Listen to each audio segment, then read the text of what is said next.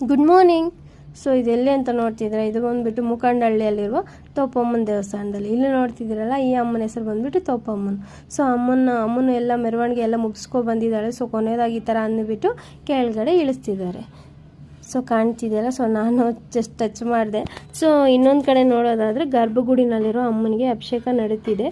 So ಇಲ್ಲಿನ ಜನಗಳು ಅಂದರೆ ಆ ಊರಿನ ಜನಗಳು ಕಳಶಗಳಲ್ಲಿ ಹಾಲು, ಮಜ್ಜಿಗೆ, ನೀರು, ಈ ಥರ ಅರಿಶಿಣದ ನೀರು ಎಲ್ಲ ತಂದು ಕೊಡ್ತಿದ್ದಾರೆ ಅಭಿಷೇಕಕ್ಕೆ.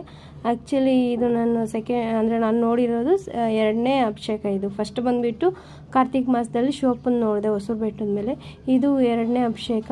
ನೋಡ್ತಿದ್ದೀರಲ್ಲ, ಇಲ್ಲಿನ ಜನಗಳು ಏನು ಮಾಡ್ತಿದ್ದಾರೆ ಅಂದರೆ ಆ ಅಭಿಷೇಕ ಮಾಡಿಸ್ಬಿಟ್ಟು ರಿಟರ್ನ್ ಹಂಗೆ ಕೊಡ್ತಿದ್ದಾರೆ.